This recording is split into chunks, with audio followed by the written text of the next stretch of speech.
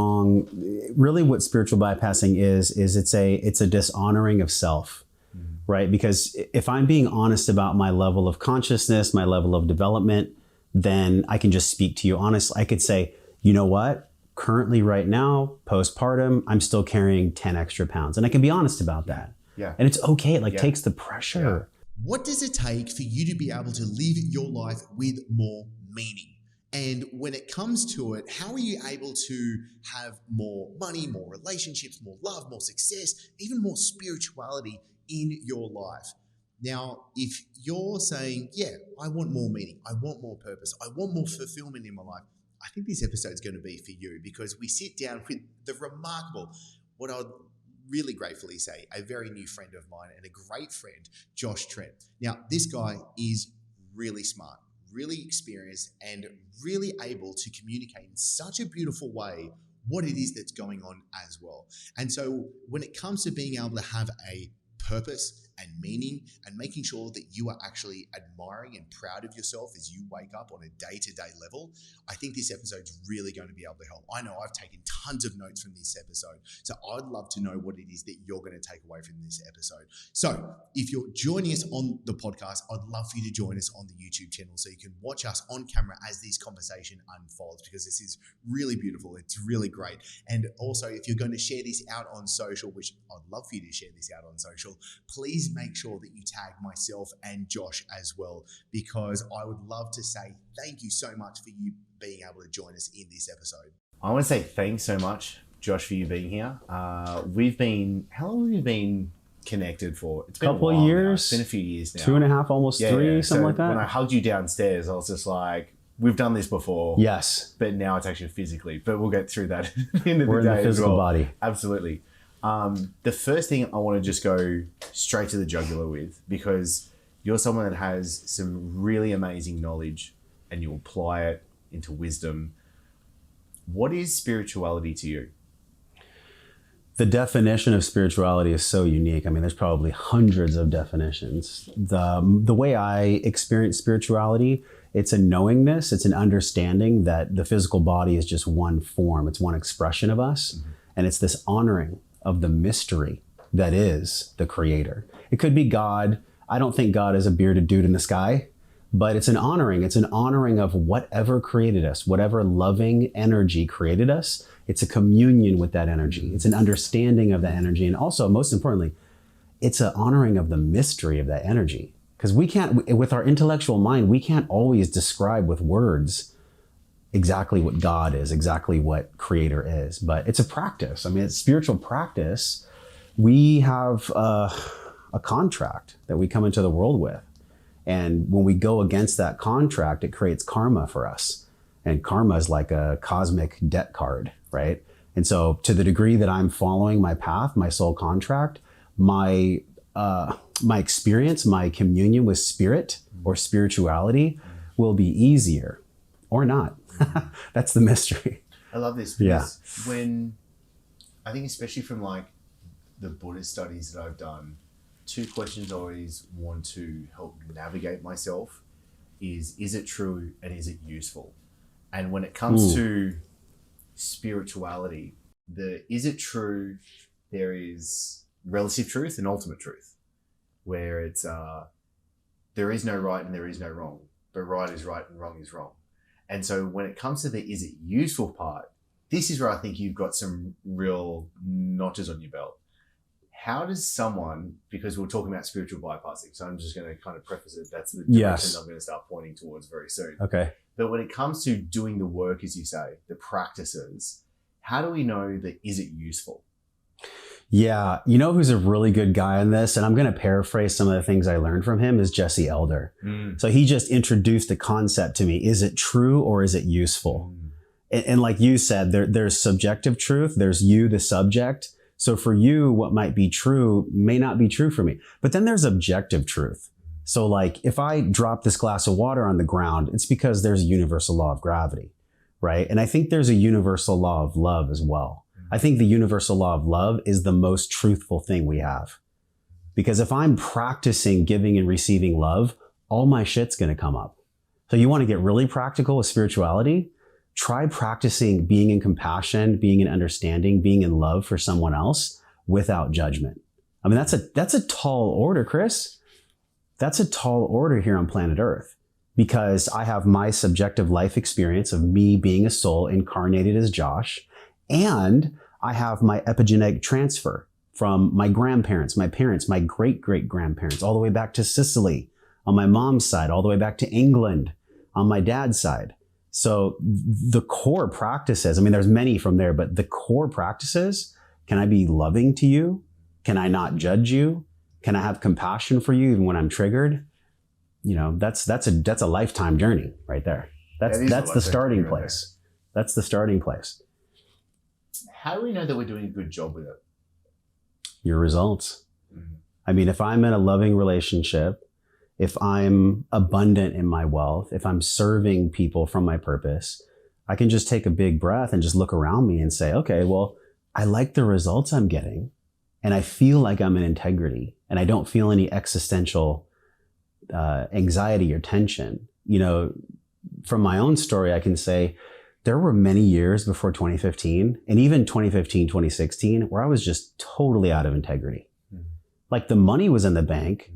I was in a relationship, but it wasn't aligned. And people use this word alignment when it comes to like practical spirituality. If I'm aligned, it's something that I can't tell you with words why.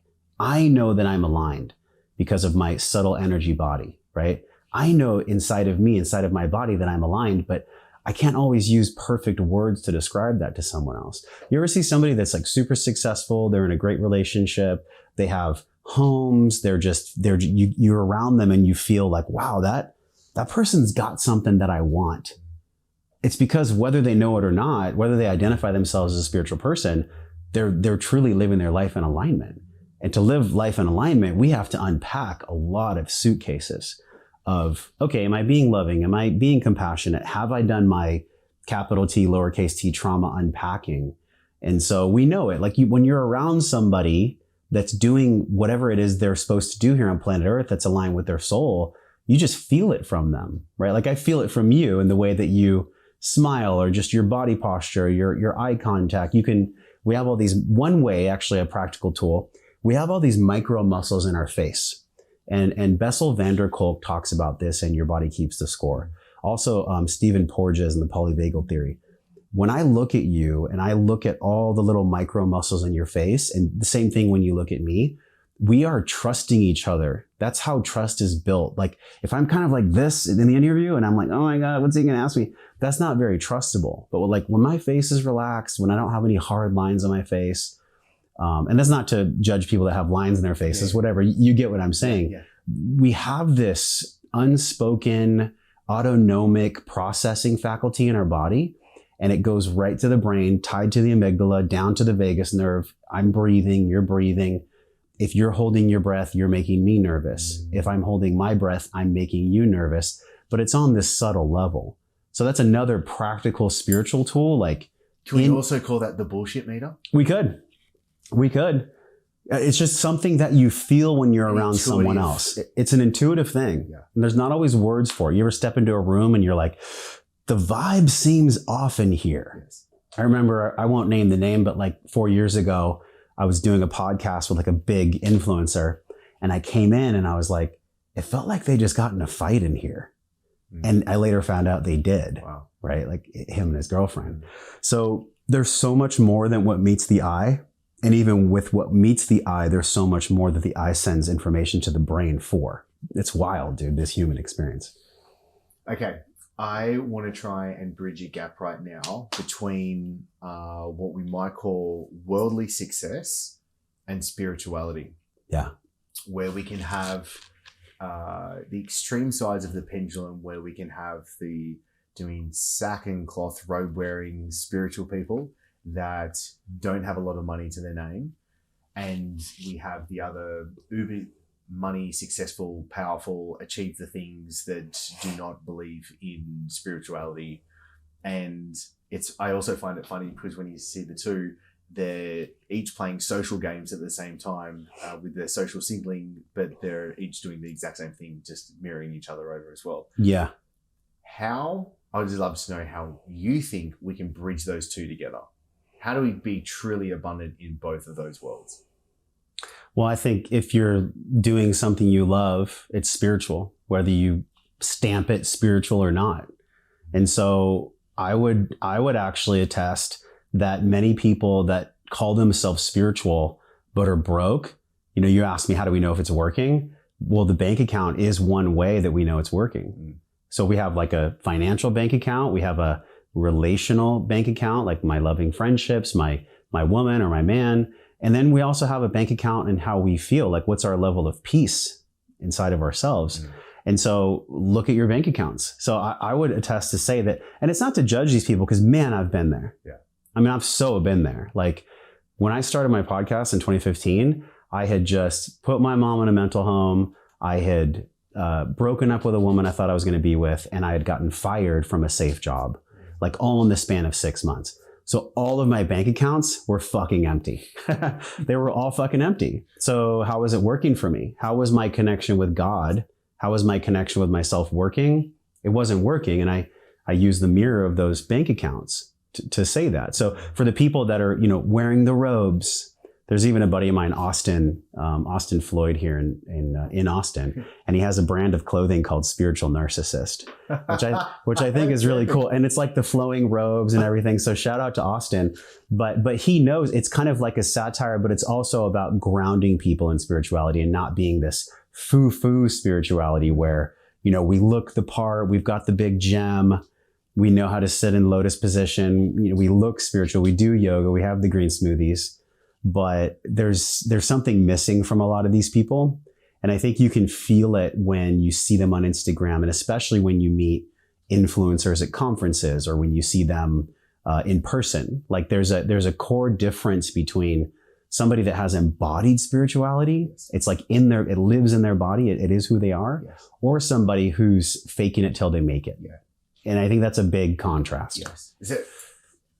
I appreciate you saying that, because for me, when I decided, I was like, I'm going to do this show. This is the work that I also want to do. For me, the concept that I've derived so far is there's a money-making machine and there's a meaning-making machine. Yes. And the two don't actually necessarily have to actually be the same thing. Like if they're two circles, mine kiss, but they don't really overlap. They're not making out. Yeah, they're not really going for it with each other. Uh-huh. And I think for me, and this is where there's nuance and a spectrum to it, because I think a lot of people, for example, think they have to make money from their art. Not necessarily, and this I really put it thanks down to Derek Sivers really like opening this up, but it was very much a case of like, oh, this has nothing to do with my businesses. And I can sit here, have this conversation, happily invest to travel the world and be able to do this. Yeah. And because I'm like, oh, this is where I want to derive meaning from. And it's separate from the money-making side of things. And when you share that, I was like, that makes a lot of sense to me. And I think especially when it comes to the spiritual bypassing is something I've wanted to be very conscious of and not falling into that realm. Yeah. Where do you see it go wrong? Spiritual bypassing goes wrong. I think when it goes wrong, really what spiritual bypassing is it's a dishonoring of self, right? Because if I'm being honest about my level of consciousness, my level of development, then I can just speak to you honestly. I could say, you know what? Currently right now, postpartum, I'm still carrying 10 extra pounds. And I can be honest about that. Yeah. And it's okay. It takes the pressure away from it. Yeah. So when there's a dishonoring of self, the ego can be really crafty. I'm not here to demonize the ego. Yeah. So we can definitely go into how the ego is actually a protector for us. It's a good thing. But for many people that are influential, that are bypassing their own spiritual development, they're trying to jump. And I learned this from a friend called Allison Pillow, and she wrote a book called Finally Thriving, which is phenomenal. And she talks about this jump from 2, 3 to 4D and also to 5D, right? 2D, we're like out there, we come into the soul. Here we are, we're in 3D. You're incarnated as Chris. I'm incarnated as Josh. So there's really no lies to that. It's full of truth. You're born, I'm born. And then here we go through trauma. Everybody has trauma. It's to be human is to have trauma. And then we learn from that trauma and we're honest about that trauma. And then we go into the 4D. And the 4D is where your subtle energy body, all those systems we talked about that don't need words, it's learning how to integrate and how to move that energy through itself. So in other words, things happen for us, right? Divorces, losing a business, getting an injury, terrible things happen. And we can't always make meaning from them other than honoring the mystery. And so to the degree that I'm able to process things through me, and there's a ton of tools to do that, right? Talk therapy is one of them. Psychedelics are another one. Really good nonviolent communication is another one. Breath work is my favorite. It's my all-time favorite. And so that's how I'm being honest with myself. And even as a leader myself, I am straight up honest on my podcast. I'm telling people where I'm at. I'm not trying to say that I'm fully evolved yet. I haven't reached nirvana. I'm not at the top of Hawkins' scale. Like I'm here, but I'm not the white belt. I'm not like just starting the journey. So I can help a lot of people because I'm this far. Granted, I have a long way to go, but I'm further along the journey and I'm honest about that. And I'm not trying to pretend, because whenever I pretend something, there's almost like an existential pressure in my body. And that existential pressure is what gives me the strength to hold on the mask. And then when I speak to people through a mask, I'm bypassing my own healing. I'm bypassing my own honesty. Because really the goal is that we get to 5D, right? 5D is where things are easier. They're not perfectly easy all the time, but in 5D, I look at some of your tattoos and the fractals you have, art is beautiful. A lot of art is effortless. And if we can be honest about ourselves, like our lessons in the 3D, do our work with the subtle energy body, with our physical body, do all the work that's necessary to clean ourselves emotionally, physically, spiritually, financially, mentally. I call that the wellness pentagon. That's what I teach. So the wellness pentagon. I learned the 4 from Paul, check. And then I added in financial because it's a house. I mean, a pentagon is a house if you flip it up. Yep. And so this is my house. This is where I live with you here in this 3D world. Those are the things that I need to be honest about my current level of development. Otherwise, I'm bypassing myself and my own spirituality. And most of all, the even worse part, I'm doing a disservice to people that might follow my content or might learn from me. I'm bullshitting them. Yep. And it's so subversive, and I'm not coming from judgment here. It's so subversive the way that leaders use money as the carrot, yes, and money becomes the ultimate goal instead of honesty and truth about their own place, their own level of development. And then that's where spiritual bypassing really comes from. So where do we go wrong with spiritual bypassing? It's not that we go wrong. It's more that we get distracted from honesty. We get distracted from honesty because we need to pay for the house, or we feel the weight of the 3D responsibility so intensely that a scarcity conversation originates in the mind, and then we take that scarcity conversation and we make it real. And then we justify how we're going to make some money, but we're going to kind of bypass the real lesson that's needed to be learned. I really love that. And I think especially I want this, for me, the intention of it is Hanlon's razor, where I want to put down to not arrogance, but ignorance at the end of the day. So if someone is doing maybe on a path someone deems wrong, it's not from them being arrogant, it's them from being ignorant with it as well. Yeah. When you shared that with me, I'd love to know what your thoughts are. This is a bit of a head-snapping term, but hopefully we'll bring it back in. And it comes to, what are your thoughts on how, you said, a soul contract before? Yeah. So I think some people might call it a soul contract. I think other people might call it fate. Other people might call it, the goddess of fortune. Mm-hmm. Where does that play into, and how much should we accept, let's call it the goddess of fortune, when it comes into how our life actually unfolds in front of us? It's a good one. There's a term called manifest destiny. And I think it was used when we came from East Coast to West Coast, when there was this, in America, when there was this big, push to go out West. People called it manifest destiny.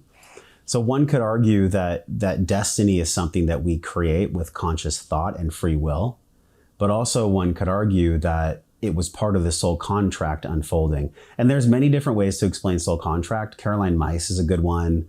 But I think I would define like the soul contract as before you and I agreed to come here, like before, your soul was out there in the ether and it was like, okay, I want to learn these 5 lessons here on planet Earth, because the only way I could ever know what they feel like is if I incarnate as Chris.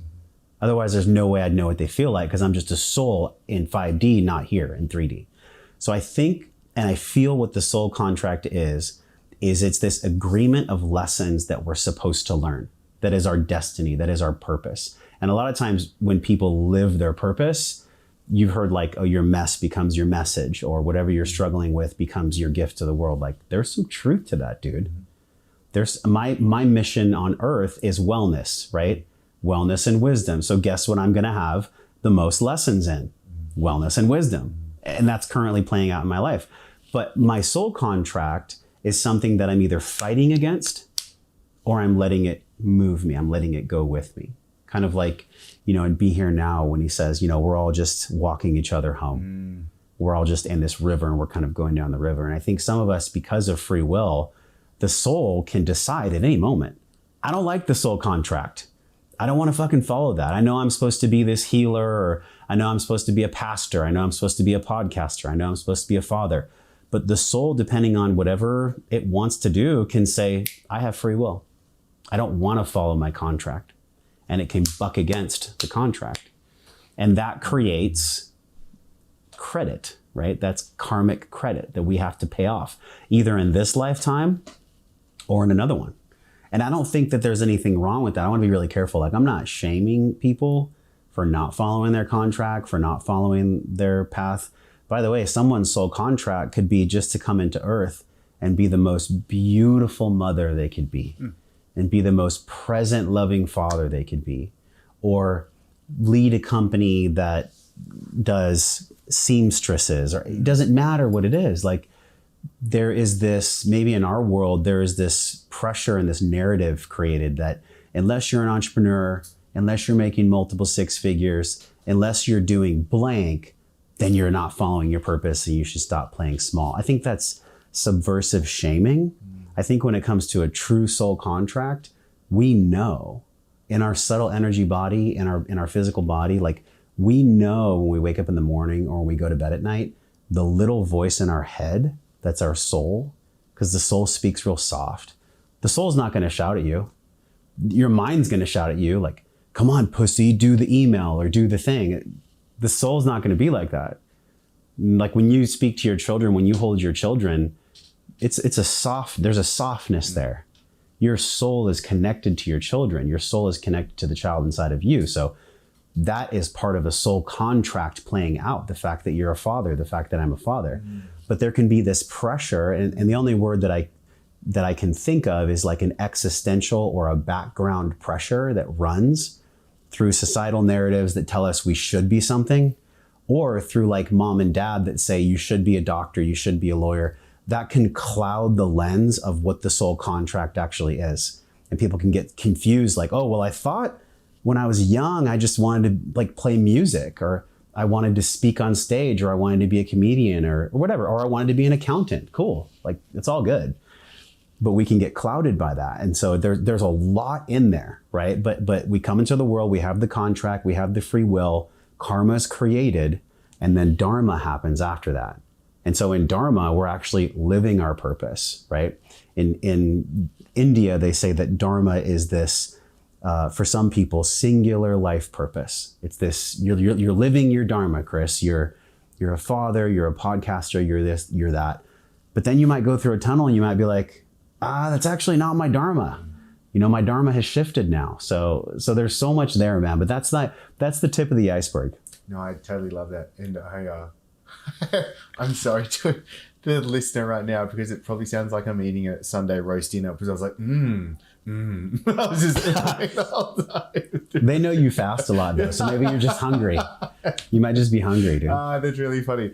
When you speak of the soul contract side, and a big question that we may ask ourselves is like, what is the purpose of life? Why am I here? And Sophia, for the listener that can't see the YouTube video, was my sister. And so my parents had me when they were both 17 years old. Wow. Which is really cool because as we say, we grew up together. And when I was 18, my parents my mother had a stillborn child, and it was my sister, Sophia. And I remember that morning where it was huge build up for it. Like I was like, oh my God, like I'm going to have a sister, I'm going to have a sibling. Like I've been an only child for 18 years of my life.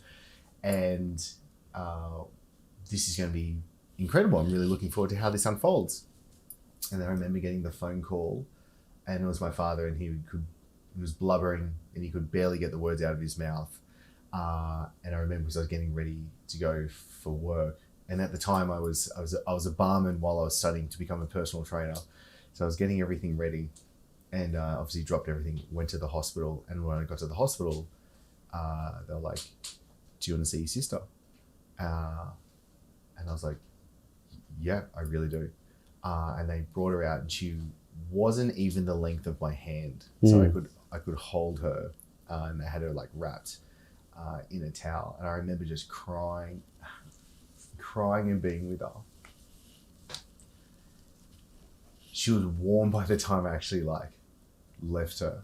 And it was amazing because I was trying to make meaning of why she had come into this world. And it was amazing because it brought the family together stronger. And so I just think that's incredible how someone didn't even take a breath in this world, but the soul came through, and there was a physical form there for it to be able to give us a gift. And I think that's something I think of frequently is, well, what's the gift that I can give to the world? What is the work? And we spoke briefly before. I was like, through Alison Armstrong's work, I was like, I'm going through the tunnel right now, and I've questioned everything in my life. I was like, who is the man that I want to be? There was one day I was in the gym, and I stood there in the middle of the gym, and I go, do I even just want to be the dude that rocks up to the gym and does this every day? Like I've done this for so many years. Do I even just, it was like 2 or 3 minutes of just standing there in the gym questioning, do I even want to be there? Do I want to be married to my wife? Like, do I continue want to be the father that I want to be today? Every label that I could try and consciously bring up that I thought was upon myself, I was wanting to pick it up and look at it and be like, I'm not too sure about this. Like, I've got to think about it. And so when it comes to us being able to do the work that we want, because I think that's really important for us to be mission driven. How do we know, Josh, that we're doing the right mission, we're doing the right work? By what you're sharing. If we're not doing a somewhat continuous inventory, like a spiritual, emotional, mental inventory, it can be really hard because 10 years might go by and one person might say, wow, I haven't thought about my sister in 10 years because the pain was so great, I just didn't want to feel it, which would be a disservice to her life. Or you're in a career that 10 years have gone by and you've never done an inquiry and you don't know. So you know by the inquiry. You might not get the answer right away, but it's through that conscious inquiry. And this is what I've done with a lot of clients. It's really simple, but it's really powerful. You get a journal, you open it. On the left side of the page, you write 10 things that are causing you the most pain. And we all know, if we take 10 minutes, maybe after some breath work in nature or something, we all know the 10 things that are causing us the most pain or stress. Anything that's causing you anything other than love, you would record that. And then below that, on the left side of the page, you would write 10 things that you are truly grateful for. Like when you think about them, your serotonin, your dopamine in your belly, in your brain, light up. 10 things. And then from there, you take a breath and you circle the one, you take time, you circle the one that's causing you the most pain. And we all know it. Because a lot of people will go into overwhelm programs. And this goes to your question too of how do we know we're on the right path? You circle the one that's causing you the most pain. And you know what it is. And then you circle the one that you're most grateful for. Maybe, so for me, I'm most grateful for my son and my woman, right? And for me, the thing that's causing me the most pain is why maybe a certain mental program for me keeps looping, even with my level of development. And so then I reach out to a coach or I reach out to a friend and I do the most powerful thing for clarity. And that is, like if you were my coach, I would say, Chris, I did an emotional inventory today. This is part of my conscious inquiry to make sure I'm on the right path. And what I found was, this is the thing that's causing me the most pain. And this is what I'm most grateful for to alleviate that pain. In other words, like when it gets hard, I'm going to lean on the fact that I love my family so much that I'm committed to letting go of this construct, this negative thing, this painful thing. And then there's so much power in that because I'm not hiding it. I'm not in shame. I'm actually doing the work of taking the inquiry. And most importantly, dude, I've practiced the vulnerability with you. I've shared with someone else, like, this is what's up for me. And you can do it in men's groups. It doesn't have to be as structured as I said it right now. It could be in a formal coaching relationship. It could be in men's groups. It could be in a church. If that's how you roll, like however you roll, it's fine.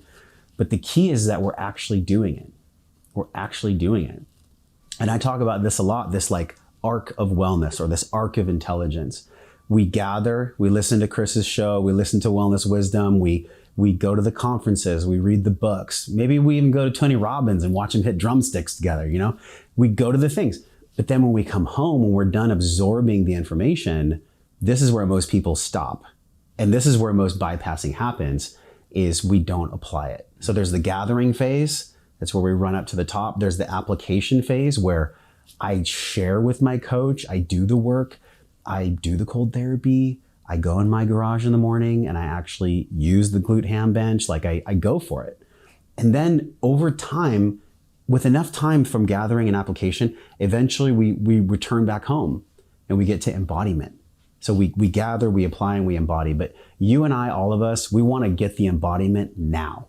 We want to embody right fucking now. And that's okay because the brain wants what the brain wants. You know, we want safety, we want security. Yep. And so in order for us to get to embodiment honestly, and that's the key, honestly, without having this existential pressure, actually fucking enjoying the journey, then we have to be willing to go through gather and application, back and forth, back and forth, back and forth.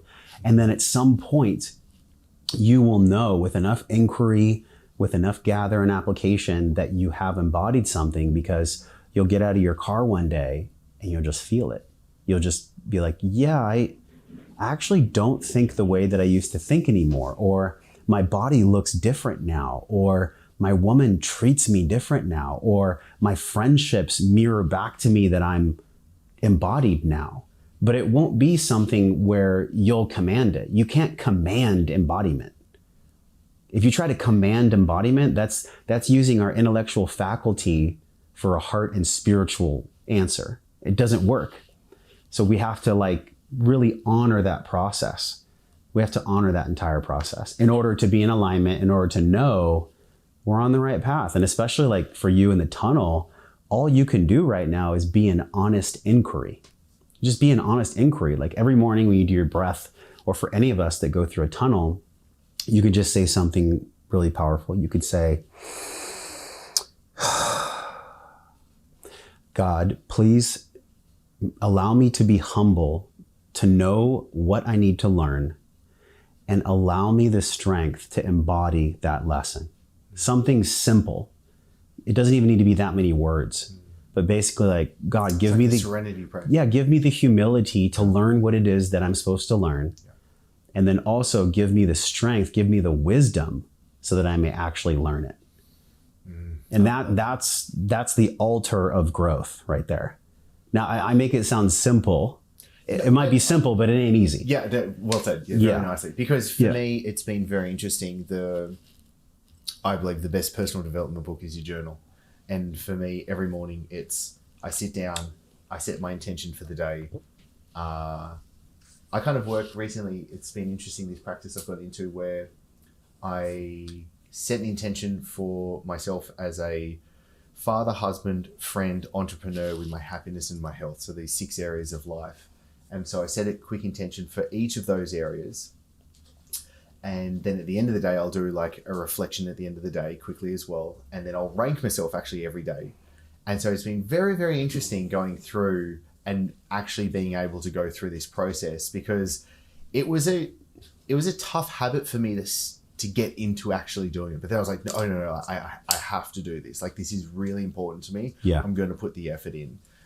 And obviously applying smart things like from Tiny Habits and Atomic Habits, like those books give really great wisdom into actually applying this and being able to put it into concrete use. But we can get stuck there if we're just reading and not applying. Exactly. Because we can just read all the books. Yeah. And so it was only recently I had this really big epiphany, and I had a 9 out of 10 day, and I was like, this is really good. And so I was flicking back through the journal, and it's somewhere around here. I was flicking back through the journal, and I could see why I would have a 9 or a 10 out a day, or an 8 and below. And I never use 7 when I rank. I reckon 7's a cop-out number if you're doing a 1 to a 10 scenario. So for me, I want to be in the 9s and the 10s.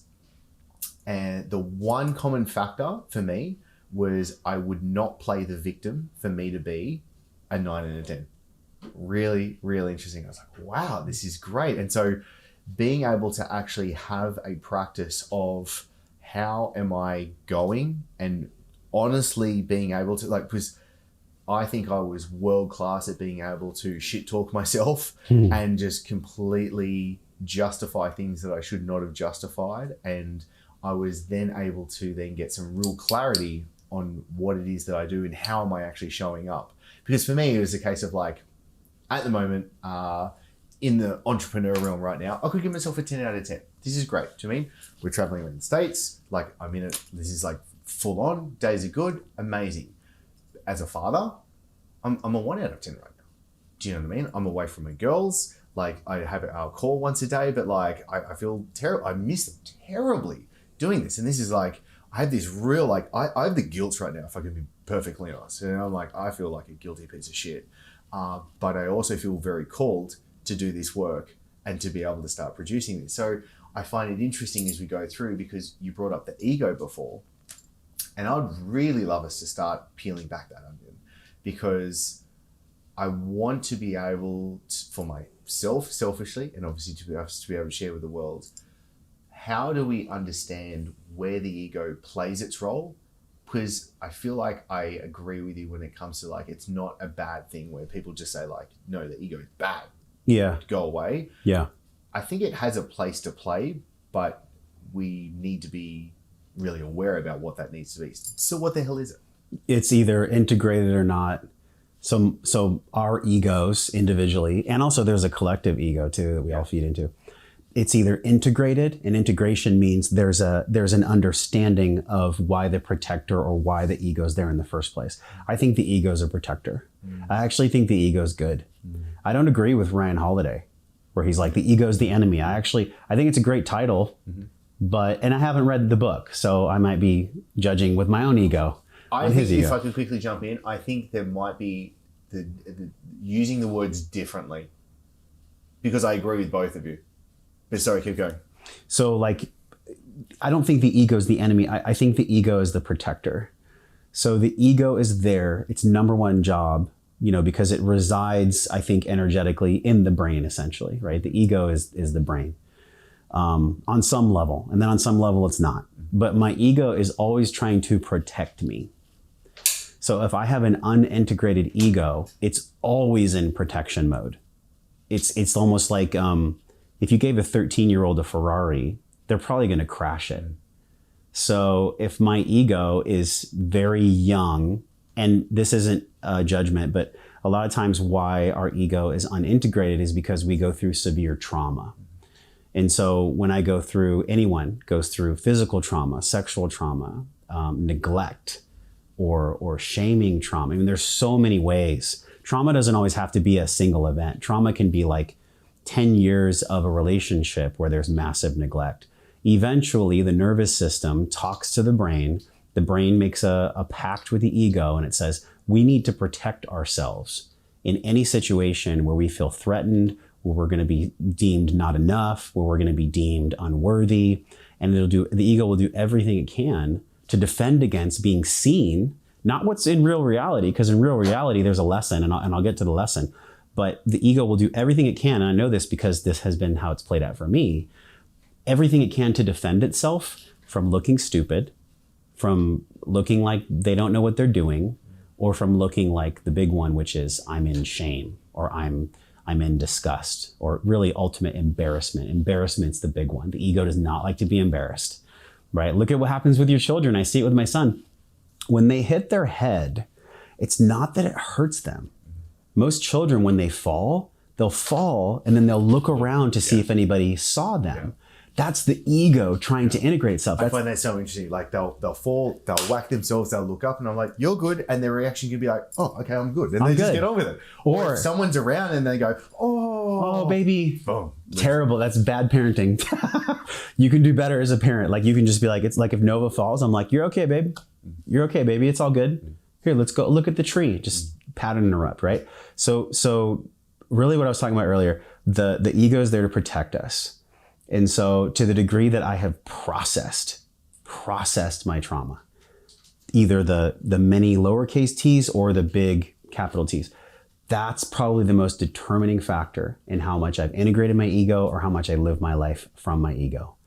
And it plays out in relationships. Relationships are the biggest mirror, intimate relationships. They're like PhDs for ego integration, because your partner will always mirror back to you exactly what you're not integrated. Exactly. Whether it's you don't want to look stupid, or my cock's too small, my tits are too small, my love handles, my stretch marks, whatever the ego is trying to protect us from, being in shame, embarrassment, being seen as not perfect, it's going to dictate our behavior. So how do we solve this? How do we solve not being a victim of the ego? The example could be exactly what you shared. So you're feeling some shame about following your mission, following your heart's content, and also you're feeling like you're a one with your family.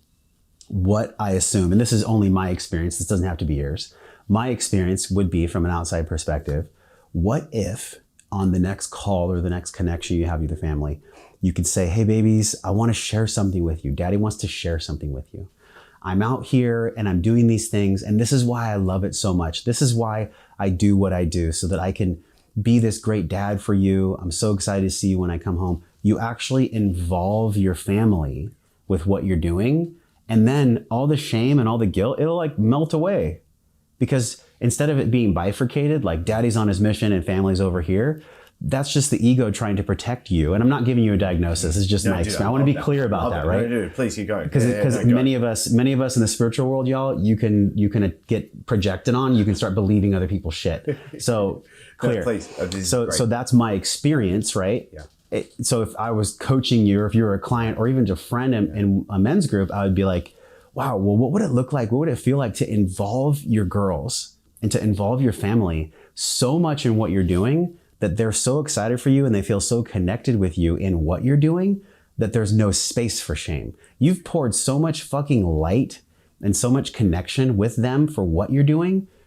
There's no shame that can live there. There's no guilt. Guilt's not welcome. Not because you're trying to get rid of the guilt, but because it just simply, there's no vacuum for it to live in. There's no space for it to be there. And then if it comes up again, you share with them again. Hey girls, daddy's feeling a little guilty. Like, I love you. I want it. The next time I do a podcast tour, like, you're coming with me, or whatever it is. Yeah. So we can use that lesson in many different phases of life. I love that. I really appreciate that. And because that was what I was thinking about. I was like, maybe next time we come here, we're all going to come here. I just did that. We went to LA and I took my family for some podcasting. Yeah, totally. Yeah. Like, I think because I felt that way too. I'm like, I don't just want to leave them all the time. Yeah, totally. Yeah. I really appreciate that. Thank you, Josh. Yeah.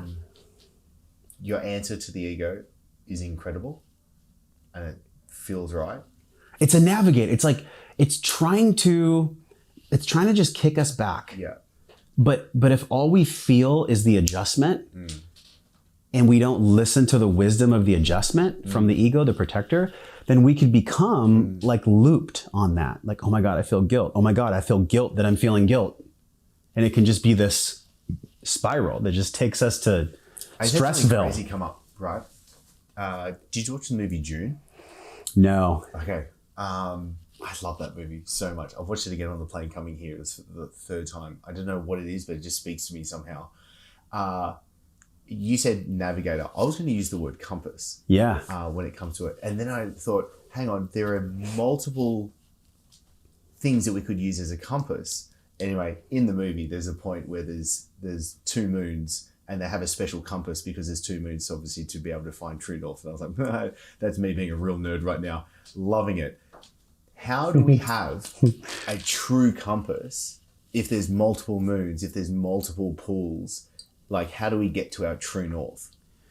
What would the multiple pools represent here in the 3D? Like, when you say there's multiple pools or multiple moons, what would that represent here? Maybe let's use, I'm just going to use myself for example. I want to be a man that I'm still running my businesses. I want to be a great husband, a great friend, a great father. I want to be great with myself as well. Like, these could be different factors that slightly pull. And for me, what I've been doing is let's say I look at those 6 areas of life and I rank myself.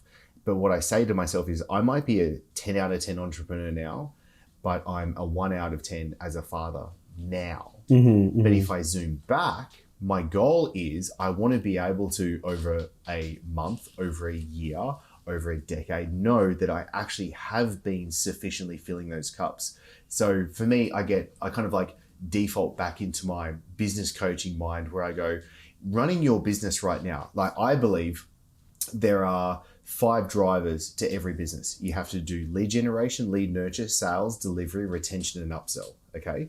Now, the idea is you'll only ever have one constraint in your business that needs to be worked on right now. Right? So what will typically happen, let's say you're really crappy at lead generation, right? You just can't get leads.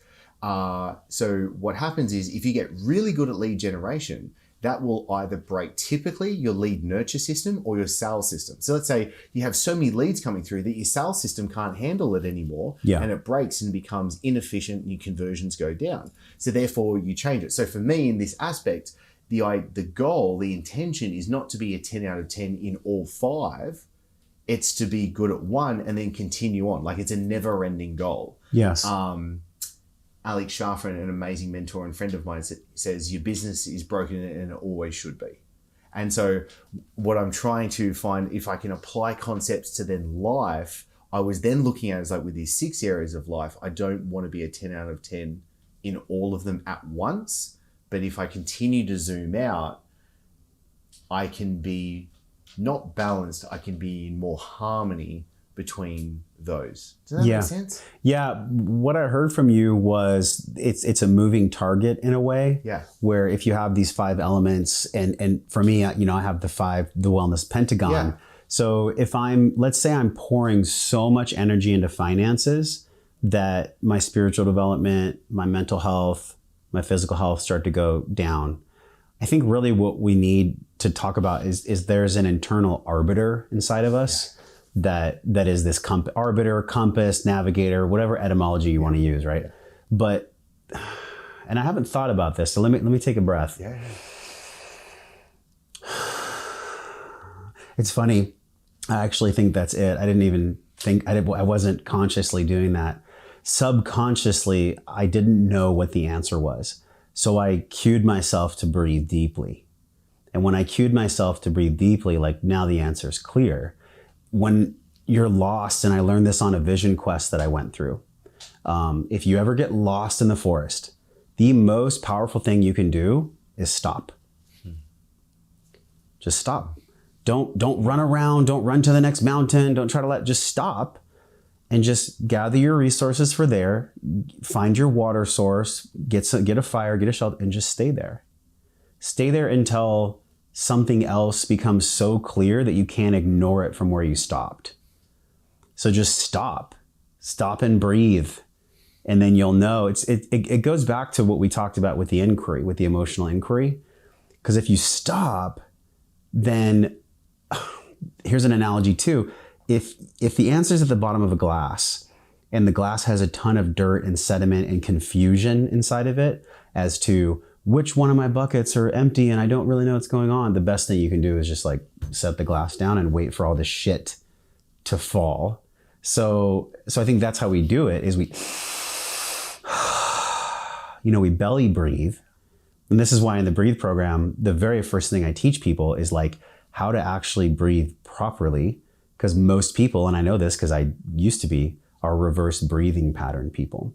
So when I inhale deep through my nose, my belly should rise. But for a lot of people, when they inhale deep through their nose, their belly goes in. They're actually pushing against their own physiology. They're fighting the parasympathetic lever that their body is asking for. And so there's a lot of strings and a lot of fractals in my answer here, but they're all analogies that like a child would get. You know, like, hey, if you're stressed out, like just stop and breathe for a second. Or hey, if you don't like all the stuff in your water, just put your water down, just wait a moment and just see. So that's how you would get clarity on whether it's like sales funnels or lead acquisition or spiritual development or whatever. Stop. But see, it's interesting because in that moment, the last thing that the mind wants to do is stop. Because the mind wants an answer now, right fucking now. I want the answer now. And you and I are getting over this old school patriarchy. I think the patriarchy is important, just like I think the matriarchy is important. We need strong mothers and strong fathers. But people get it backwards. You have to be a strong father for you first. Then you can be that for your kids. Same with me. And for the moms, you have to be a strong mama. And then you can be a beautiful mama for your kids. Otherwise, it's like you're trying to serve from a place that you haven't touched inside of yourself. So I think that's the answer, is like, let go of this old system where people were tortured, slaves were owned. We get the answer. We want it now. Rah, rah, rah. And give ourselves some more spaciousness mentally and just allow ourselves to have larger gaps during the day and during maybe in our conversations. I interviewed a guy yesterday, Eric Zimmer from the One You Feed podcast. And when I would ask him a question, he would take 7 seconds to answer. He'd be like, it's a really great question. And you guys feel that pause? There would just be like this pause. And that's what we need. We need more pausing so that we know which area needs more attention. I love that answer. I recently reread The Surrender Experiment. Oh yeah. Because everything that's kind of going on with me at the moment, it like jumped back out of me. I was like, oh no, I need to read this again. Yes. And I think of exactly that, like our constant wanting to move can be the very thing that stops us from getting there. And I love what you shared about doing vision quest and being in the forest. Just stop, dude. If you're lost, just stop. You're going to continue to make it worse by trying to move forward with it as well. And also, do you ever get the sense that there's opposing forces? In other words, there's what the mind wants, which is like money in the bank, family's good. Especially, I'll speak from my experience as a man. So like as a man, when my money's good and my family's taken care of, there's a beautiful weight that's lifted from my nervous system. Yes. It's very refreshing. Yes. And then when there's times where like last month was amazing, but this month is a little short, I feel it. I feel my mind say, you need to close another deal or you need to do this. And I think that's healthy to a point, but I can't just listen to the barking of my mind, because if I get in the habit of listening to the barking of my mind, then I'm out of center. In other words, I'm like leaning into just my mind instead of like all the trust and all the momentum I've built and all the things that are currently present in my life. I just forget them because maybe the money's down a little bit 1 month. And it's like, big fucking deal. Like I know that the money's going to come because I've created it before. So therefore I will create it again, regardless of my external circumstances. But dude, I'm curious how you feel about this, because there's the responsibilities we have from the mind. And then there's like what our body wants and what peace wants and what love wants. I don't know if there's one answer for that. I don't think there is one answer to that. But what comes up for me when you ask that is, firstly, giving a space between the thoughts that are coming in the mind and not taking them for truth and for what is. And being like, okay, like it could be. I'm noticing that I'm having this thought right now. Yeah, like it's not fact. And I was definitely in that very reactive state of like that thought would come in and it would be like, oh shit, do you mean sales are down? I have to do this now. Do you know what I mean? And it's like Yeah. run, work, and you're trying to do everything to like peel it back in.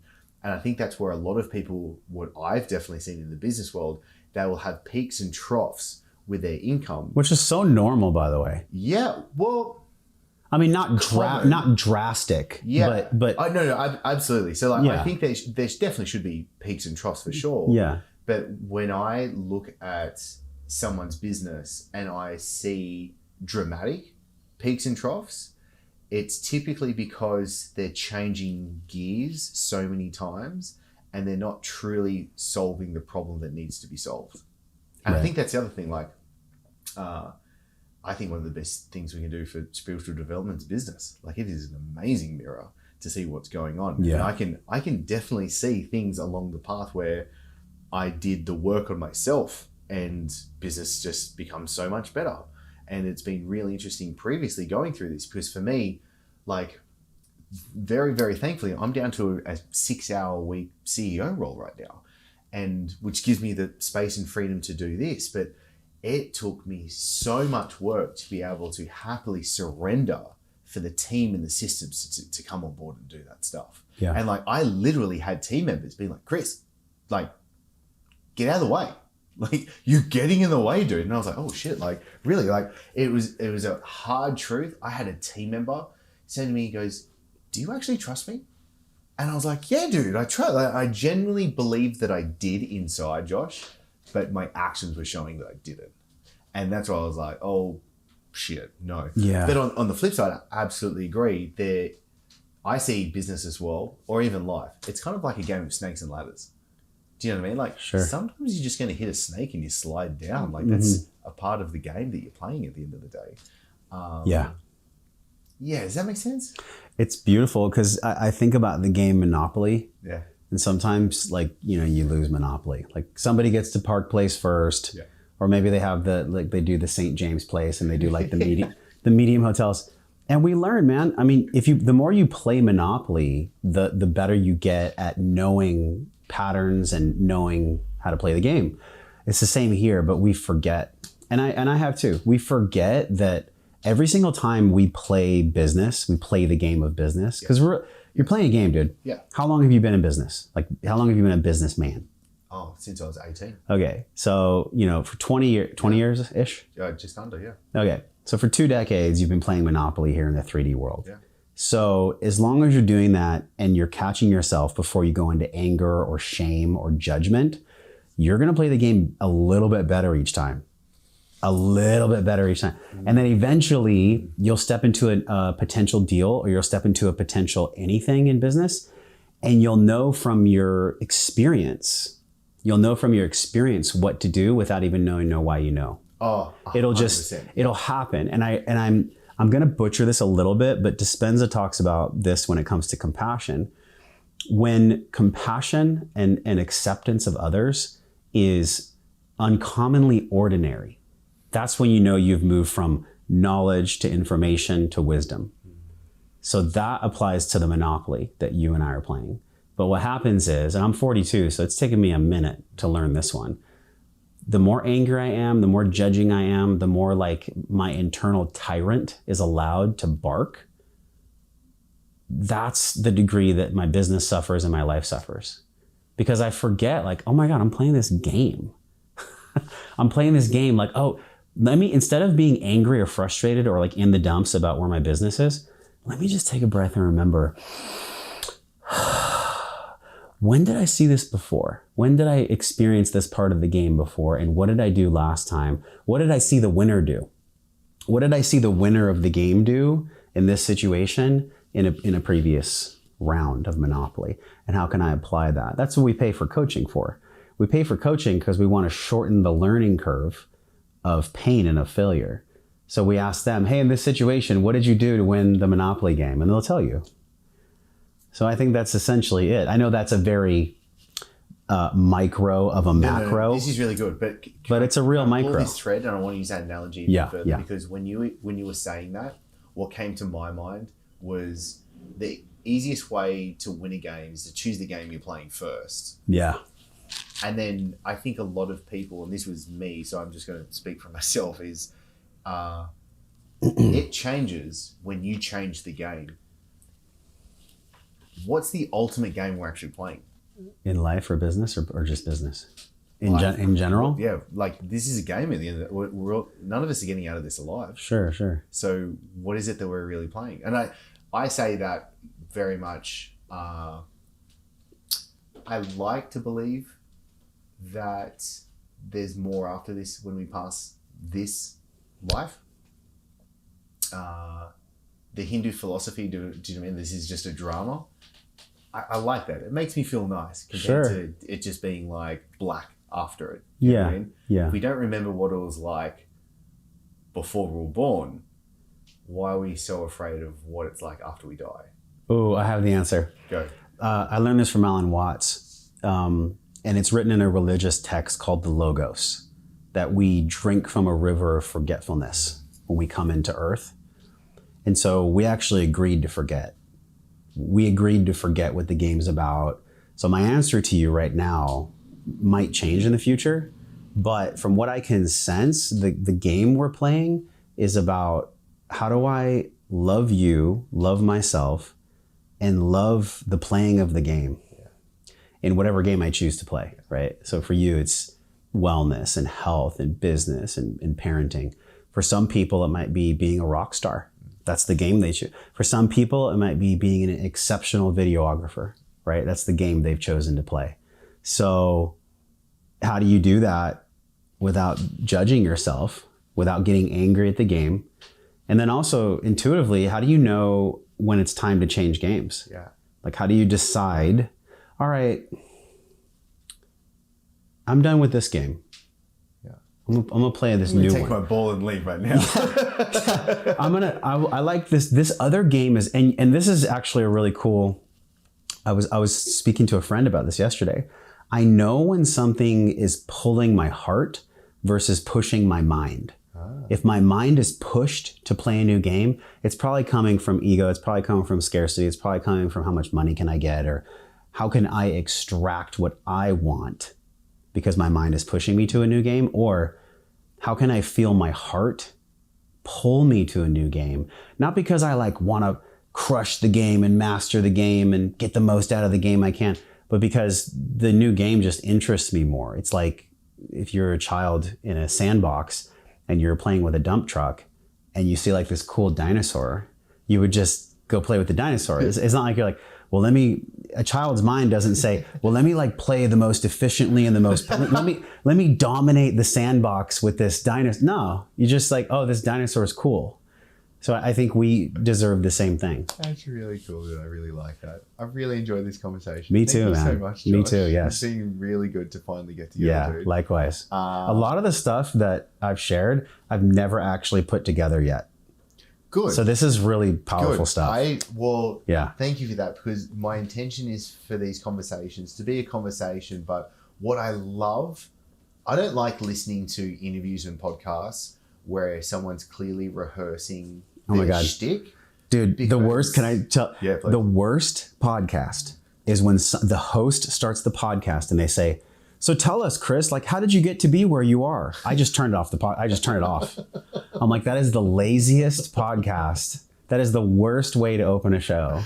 But when you can, when you have a guest and they're just these are my cards and this is what I play, and I might play them a little bit differently, but it's the same thing time and time again. I want to have a conversation where this is new. Let's bring this up. Oh, this was fresh. It's cool, dude. I really this was fresh produce. I really appreciate it. So I have two things I'm going to ask from you. Number one, when I come back here, can we jam again? Let's do it. Two, can you take us through a quick breathwork session? Sure, I'd love that. Yeah, dude. It's perfect timing, actually. Yeah. This will be 3 minutes. Yeah. And so for people that are here with us, if you want to go deeper, it's breathwork.io. Amazing. So that's the program. It's 3 weeks long. There's a lot of things from BJ Fogg where he's tiny habits, I think in 3 weeks, you can truly change your life. I believe that. Mm-hmm.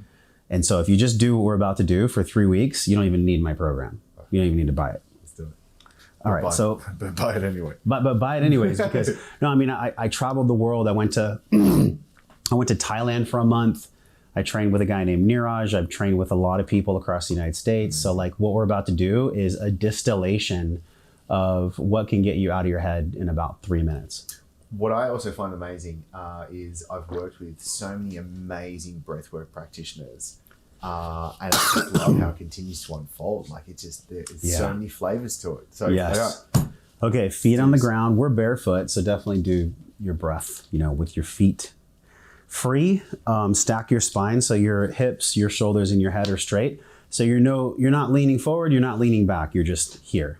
Okay? One hand on your heart, one hand on your belly. Just close your eyes, relax your jaw, roll your jaw around a few times. We carry a lot of stress in our jaw. Roll your neck around a few times each way.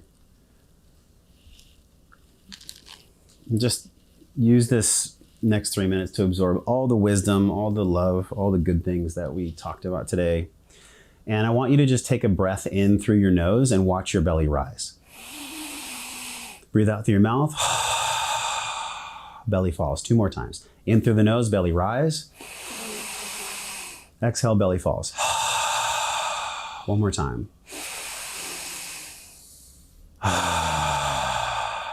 Now we're going to do that 20 times together.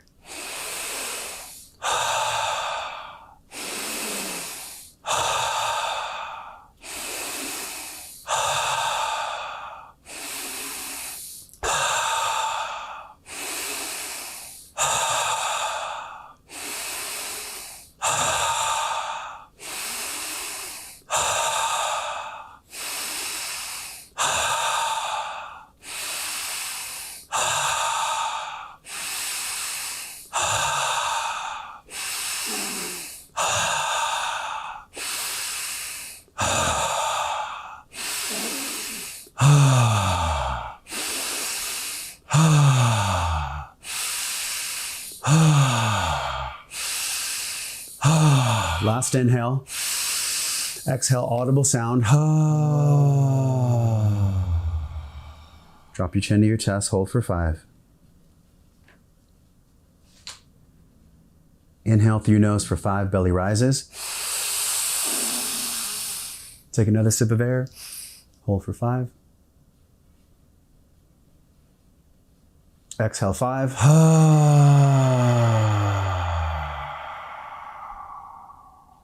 Hold for 5.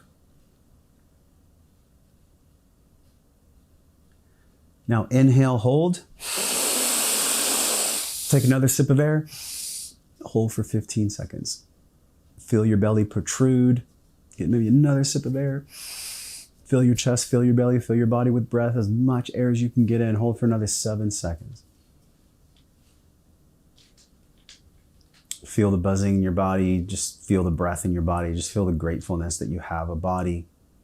And in 3 seconds, make a loud, audible exhale. Open your eyes and smile. 3, 2, 1.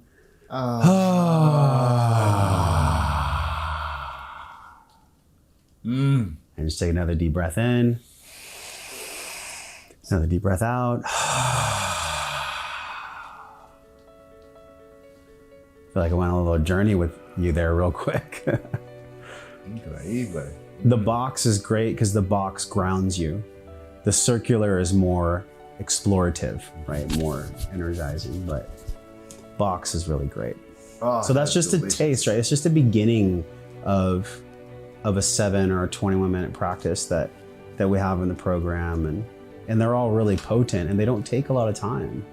You know, we can experience a lot of catharsis through breathing. I just did a 25-person breathwork facilitation at the Paleo conference here. Oh, wow. And I want to say over half the people were shaking and crying, and I knew how to hold them. But anybody can do what you and I just did, right? And you do that every day for 3 weeks, your life can profoundly shift. Agreed. Thank you. You're welcome. Really cool. Can I give you a hug? Yes. Thanks, brother. Let's do it.